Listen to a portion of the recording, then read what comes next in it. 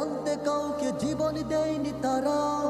আবু সাইদ মুগ্ধ সহ শহীদ হলো যারা, ক্ষমতাতে আনতে কাউকে জীবন দেয়নি তারা।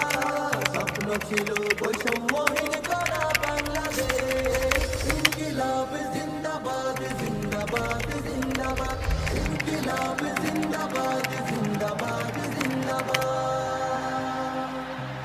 ওরা যারা স্বৈরাচারীর হাঁটছে একই পথে, জন